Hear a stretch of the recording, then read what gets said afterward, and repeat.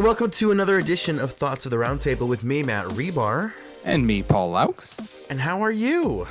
I am good. How are you? How's your quarantine continuing? Well, or is it even that anymore?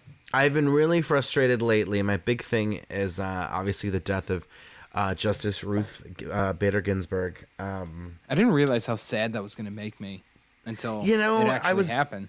I guess I was bummed because obviously, you kind of know things like that are going to happen, but girl seems strong, man. She seemed like she could get through anything. She beat cancer 5 times? Seriously. I don't know if it's 5, but I could totally believe that she did it 5 times. She was. I think it was 5. I'm not she's even that kind of warrior.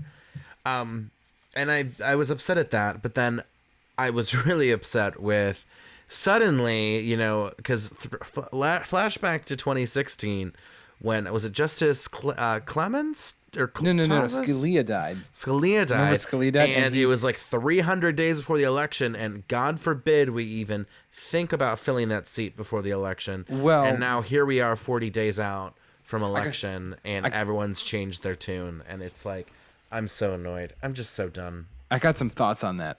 Yeah. Well, the first thing it was. I think Scalia died in February, and so then I think it was in March is when Obama nominated Merrick Garland, and there was always a tweet. I always say that. I'll show it to you right here. Oh man, you have it up. And on April 3rd, 2016, Donald Trump tweeted, really at the time. He said Obama should wait until he leaves office to pick another justice. If he doesn't, he should be fired. And right here. It's right here. Oh, my God. And a lot of people are saying, both sides are being hypocritical. The Democrats hypocritical because they wanted to fill a seat, at the end in the election year, then the Republicans not wanting to, and now it's kind of reversed. But at the same time, there was no precedent set. Now that the precedent has been set, you kind of don't do that. Now, the GOP's over here with how many, 42 days, 41 days left? And truth be told, they'll probably get it. And it's the double standard that makes me... The double standard is what makes me absolutely crazy. You know what I mean?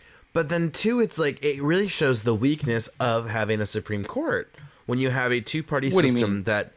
When you have a two-party... the weakness of a Supreme Court when you have a two-party system that owns legislative and executive, the judicial, which is supposed to be not biased, becomes bias. Well, and I think it's going to be scary because in my opinion the court's always been more conservative. This is the court that years ago recently said that corporations have the same rights as humans, and this is the court that there's always whispers about large social issues if they're going to go back on what they've ruled, and adding another conservative judge. I mean, we're going to enter, I think, a new, a Reagan-esque era of conservatism when it comes to major judicial rulings. That's my worry. I don't know personally if it's an issue with the Supreme Court. I mean, I really don't. I think it's more of an issue with the lobbying and just the partisanship in general. I really think that's kind of the the whole seed of this thing. Because really, I mean, there's nothing wrong with having the Supreme Court and who they are and what they are there to do. But when we basically use these things as weapons against each other. And ironically today, it started back in 2016. I don't know how I just stumbled across it. But it's a podcast series by the Washington Post called Presidential. And it's they go through every single president, one episode per president, just talk about them, and everything. And so far I've gotten up to James Madison. And I was listening to this today and kind of reflecting on what, things are like, today. And it's so strange to me, and it's kind of upsetting because, even not so long ago, presidents were, presidential, and, politics was politics, but at the same time, we kind of all did things based on the, support of the country and what we do. And I don't know when we turn this corner, if it was the Trump years in 2016 or if it was something early where everything just seems so just, it just, you against them. And the thing that really worries me about this is just taking steps back in general. I mean, I was reading about RGB, and I mean, I didn't realize some of the things she did, which was how women couldn't get a credit card unless a man signed off on it and stuff like that.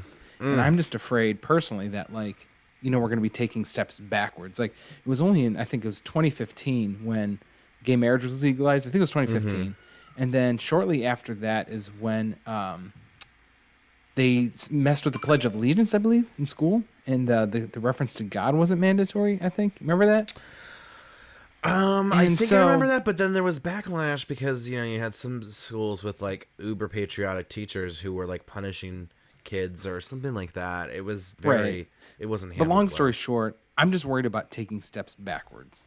I really am.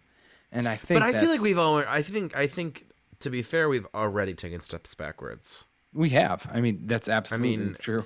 It kind of reminds me of a South Park episode where they talk about like the rock bottom, and this to me feels like we had been rock bottom for a while now. I mean, especially with this whole COVID thing. I mean, 200,000 deaths, and just over the weekend, people can massage the numbers in the sense that, like, they could say, okay, well, how many of these people would have passed without COVID? But truth be told, no matter what number that is, there are still people that died because of how we treated and how we handled it. There's still 200,000 people who are gone. And to me, I'm the kind of person that's like, okay, if even 10 people died of COVID, is that not the responsibility of us as a society? In the sense that, like, how could we have made that 8 or 6 or 0?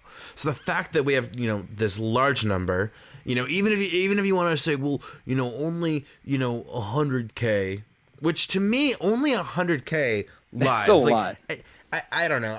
There was even an article too where some people were saying like how the loss has been, quote, acceptable, and I'm like, how is even one life acceptable? Like, this could have been curbed really easily, and I don't know. And don't get me started on states' rights, and don't get me started on the Electoral College, and don't get me started on, there's just so many things that feel messed up, and it's like, how do you fix all of that? How do you?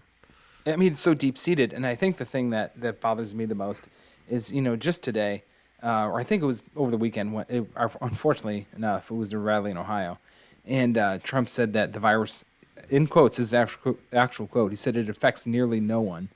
And it's just like, thinking about this, it's just like, when did we become so just, we don't care about anyone. We literally are just so careless about it. Any sort of life or But there are people who think that this is a hoax. Like, even, like, I'm not going to say Don't even get me started. Was. Don't even get me started. But someone called me, and I'll say that it's related to my personal, like, businesses, in the sense of, like, like maybe it was, God, I don't want to get specific. God forbid.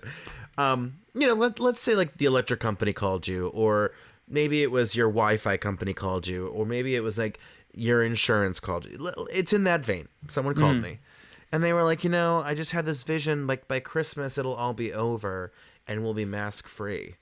And I'm just like, what? like, how do you?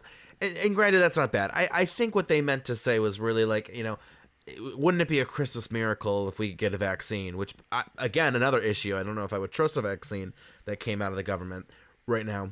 But there's people that genuinely think this is a hoax, that like election's going to hit and it's all going to just go away. I've had people say that to me, to my face. They're like, oh, don't worry, this will end November 3rd. Like, how can you honestly be that dense? First of all, this thing, maybe we're our own worst enemy because we refuse to do simple things to prevent this, like masks and all that.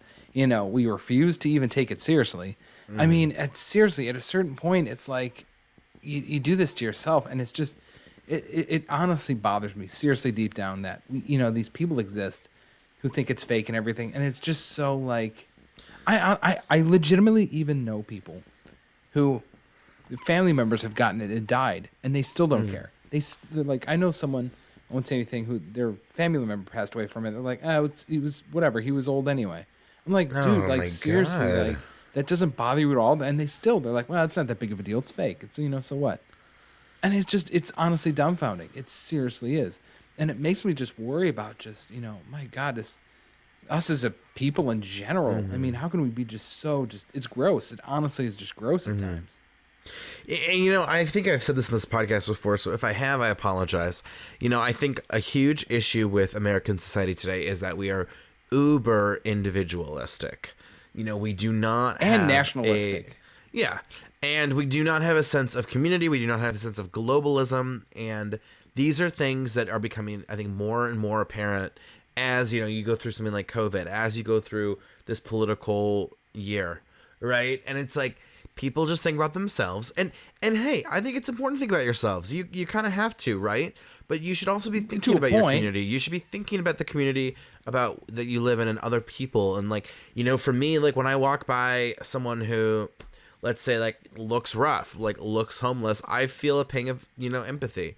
It doesn't mean I'm in a position where I can like drop everything for them, right? It doesn't mean I'm in a position where like, because I hate when people are like, well, if you feel bad about, this, then you should go out there and donate all your money and blah, blah, blah. And it's like, no, the point is like, at least having the empathy of saying, I don't know anyone who's passed from COVID, but I feel bad. And truth be told, I actually do know someone who passed. It wasn't anyone close to me. It was a family member. So not connected to me by blood or law, and that sucks because it's like, wow, like they were doing fine and it literally was COVID, because they were older and they were doing okay. And, The sad thing about this and the unfortunate thing about it is I feel like we've gotten to the point where we don't really think about things or act on things. We're very, knee-jerk society. And unless it punches you square in the face, and sometimes even that, we don't really do anything about it. And everything has to be politicized, and everything has to be this, and everything has to be that. And, just years ago, I mean, in the early 90s, I mean, everything just seemed, maybe I'm wrong, maybe you felt a different way, maybe you see it differently, but I felt like we were much more, cohesive and, brought together. And it's just, I honestly don't understand the division. I don't understand the disbelief in what's going around us, because let's be honest, we could be out of this much more quickly than, what we're in right now. But it's just, we've gotten stuck in this rut where, everyone's out to get you. Everyone's out to, personal fronts and, mask you and muzzle you. And, we can't think down the road, and we can't think of the person who lives next to you and how it affects them. Because in a sick way, like with this, especially the things with, a mask, it's not really for you. It's so you don't prevent, things spreading to other people. And truth be told, we just don't care about other people. We just, at the end of the day, we just literally don't care about each other. That's what it is. That's what it boils down to. That's what it's always going to boil down to. And I hate to be so cynical, but that's so prevalent and obvious nowadays. One thing that you said that made me think was when you said, I feel like, we were closer in the 90s, early 2000s. And I'm thinking about that, and I don't know if that's necessarily... Well, maybe that's true, but I think of like, well, these days I think we're holding people accountable. We're saying we're saying Black Lives Matter. We're saying that cops shouldn't be as aggressive. We're saying, rapists shouldn't rape. And I think, but you can even push back on that. But back in the 90s, were we really, as I don't know, like in the 90s, if you went to your workplace and said a gay slur or a racist slur, I mean, were you going to be fired? Were you going to be heavily reprimanded? Maybe I get not. What you're saying. These days, people go on Twitter and they drop the N-word, the F-word, and people go after their jobs. And listen, I am all about the whole idea of like you're dropping those words or you're sexually harassing your employees. Absolutely, that's cause for termination. Right. But that's a complete drastic turnaround from decades ago when that would have been fine in the workplace. Like sexual harassment would have been okay. Like, oh, get used to it, Sally. Like this is what it is working with the boys. And I think that is why there was more of a sense of unity, was because you didn't really hear any of these voices that had problems. And now there's a lot of problems that are being addressed that stem from decades, obviously. And I think that's part of the reason why people feel divisive. And the shame is that we as a society should say, hey, you're right. We shouldn't use these terms of prejudice. We should not, be encourage sexual assault. And we should detour it. But there are plenty of people, especially, white straight men, who are like, this is no, like I want to say what I want to say. I want to, sparkling water. I want to do what I want to do.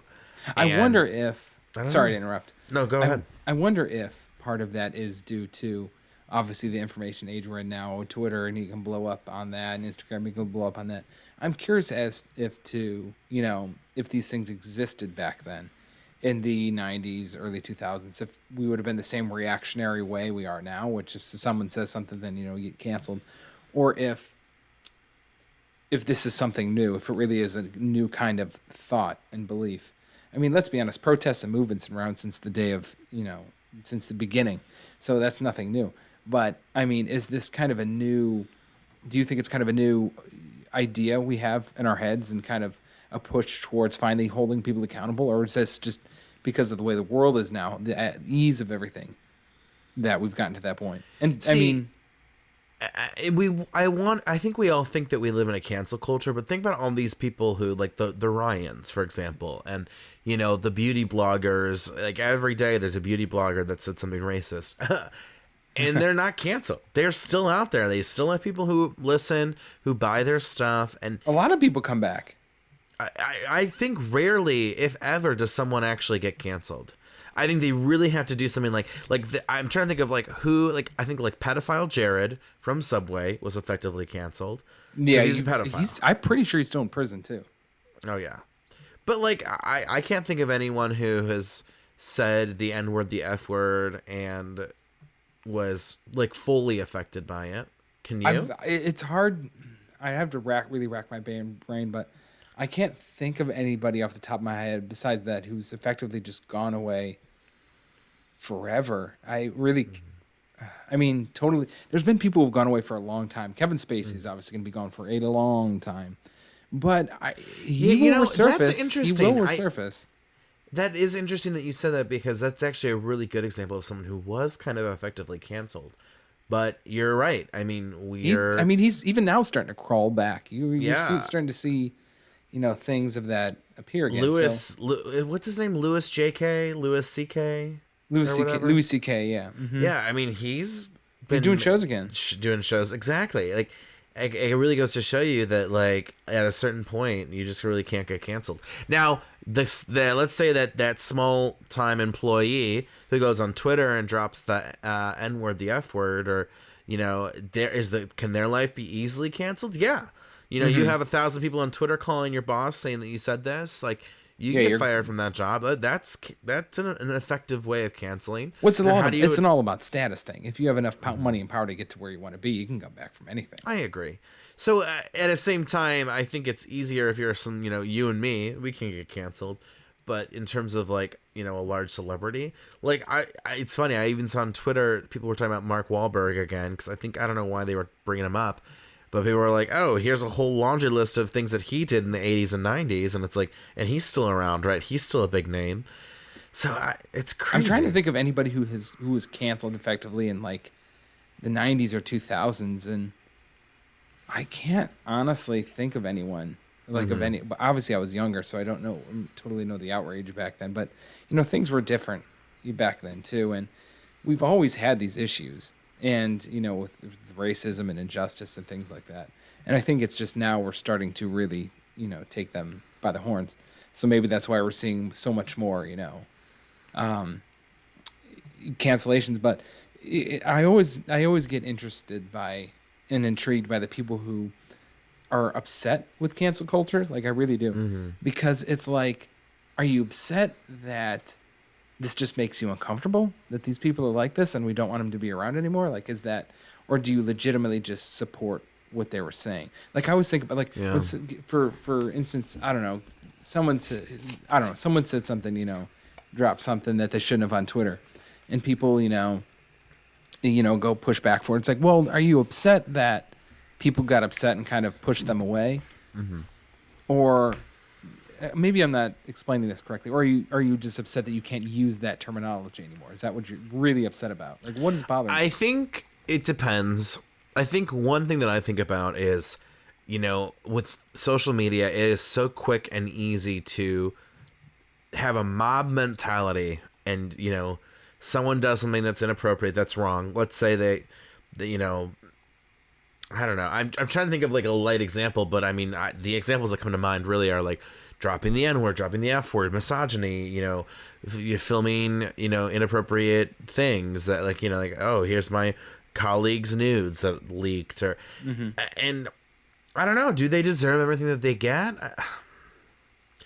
I don't know. I kind of lean towards yes more than no, because I mean, obviously the situation, depends on the result. Yeah. But I think you just think that you'd be smart enough to not post that. But what do you feel about the people who dig up things from like years and years and years ago? What are your thoughts? It's all public. Like the record, whole Kevin man. Hart deal. It's all public record. Like I mean, even earlier in this podcast, you used Trump's words against him. That is true, because it's public record, and to me, that's totally fine. And I think this is why there needs to be more education about social media to everybody. Like, we all need more education, because I think some people don't understand like the permanent status that these posts can have. And like, I see people on my timeline. Listen, Paul, my Twitter is pretty tame. I wish I could tweet half the things that I think about. I get some really good ideas for tweets, and I'm like, oh my God, I can't tweet that because work would complain. I have people who follow me who would be like, what? And like, you gotta have a filter of sorts. I'm just not in a position where like I can have a public profile and tweet certain things. But there are some people on my timeline, I'm like, oh my gosh, like if your boss found out about this Twitter account, like, would you be okay? Or like, if you're, if like maybe your landlord saw that Twitter account, like, would they want to re-sign your lease? It makes me a little like, ooh.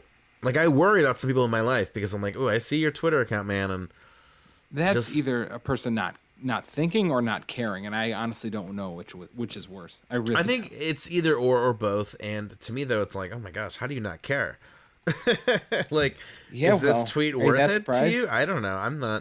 I don't think a tweet's worth me getting fired or me getting attacked online. Not that some people do that on purpose, though, and kind of want to get attacked because they want to make a point. I mean, there are those people too. Yeah, not me. I think you can make a point without having to be, attackable for it. But agreed.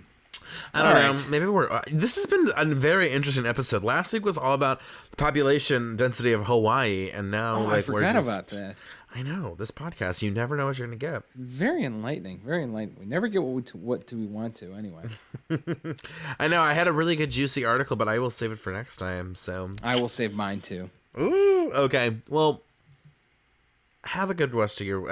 I'm like, you can totally tell I'm shutting down now. I'm like, my whole brain was like, cannot compute. Have a good rest of your week, and we'll see you next time. Peace out. Later.